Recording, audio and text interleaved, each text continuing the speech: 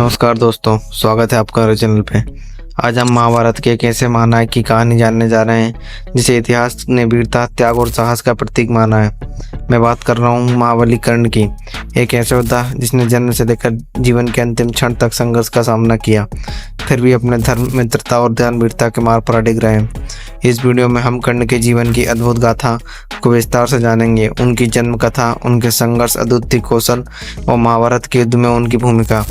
तो आइए जानते हैं इस वीडियो में उनके संपूर्ण जीवन की गाथा। महाभारत के महाकाव्य में कर्ण का चरित्र साहस, वीरता और त्याग का प्रतीक है। कर्ण को एक महान योद्धा, दानवीर और सच्चे प्रेम मित्र के रूप में याद किया जाता है। उनका जीवन संघर्ष और दुर्भाग्य से भरा रहा, फिर भी उन्होंने अपने साहस और कर्तव्य के प्रति निष्ठा से कभी समझौता नहीं किया। कर्ण की कहानी इस महाकाव्य की सबसे प्रेरणादायक कहानियों में से एक है। कर्ण का जन्म एक विशेष परिस्थितियों में हुआ था। उनकी माता कुंती थी, जो राजा कुंती भोज की दत्तक पुत्री थी। युवावस्था में कुंती को महर्षि दुर्वासा से एक वरदान प्राप्त हुआ था कि वह किसी भी देवता का आह्वान कर उनके से संतान प्राप्त कर सकती थी। इस वरदान का परीक्षण करने के उद्देश्य से कुंती ने सूर्यदेव का आह्वान किया और सूर्य से उन्हें कर्ण के रूप में एक तेजस्वी पुत्र प्रदान हुआ। कुंती अविवाहित थी और सामाजिक मानदंडों के कारण वह इस पुत्र को स्वीकार नहीं कर सकी। उन्होंने कर्ण को एक टोकरी में रखकर गंगा नदी में बहा दिया। ये टोकरी बहते हुए एक रथ चालक अतिरथ और उसकी पत्नी राधा के पास पहुंची। उन्होंने कर्ण को अपने पुत्र के रूप में अपनाया और उसका पालन पोषण किया। कर्ण को इस प्रकार राधे में कहा जाता है क्योंकि उनका पालन पोषण राधा ने किया गया। कर्ण का प्रारंभिक जीवन साधारण था, लेकिन उनमें अद्वितीय प्रतिभा थी।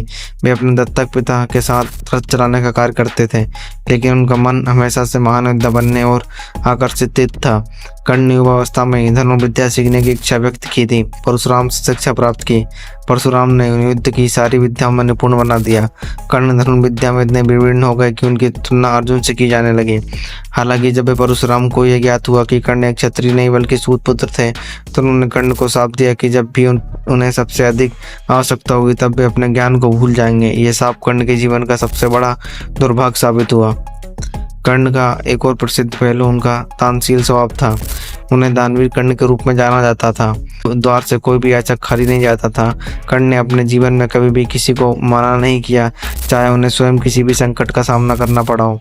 एक प्रसिद्ध घटना में जब इंद्रदेव ने उनकी सुरक्षा कवच और कुंडक दान में मांगे तो कर्ण ने बिना किसी हिचकिचाहट के उन्हें दान कर दिए। ये कवच और कुंडक कर्ण को अजय बनाते थे, लेकिन कर्ण ने दान के प्रति निष्ठा बनाए रखी और अपने जीवन की संपूर्ण सबसे बड़ी सुरक्षा को भी त्याग दिया।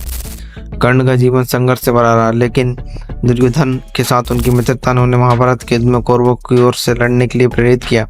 जब कर्ण को सामाजिक रूप से अपमानित किया जाता था तो सूत पुत्र कहकर उन्हें नीचे दिखाया जाता था, तब दुर्योधन ने उनका मान सम्मान बढ़ाया और उन्हें अंग देश का राजा बनाया। दुर्योधन का साथ देने का संकल्प लिया और जीवन भर उनकी मित्रता को निभाया। यद्यपि उन्हें यह ज्ञात था कि कौरवों का पक्ष अधर्म पर आधारित है, फिर भी उन्होंने अपनी मित्रता के प्रति निष्ठा बनाए रखी और अंत तक दुर्योधन का साथ नहीं छोड़ा।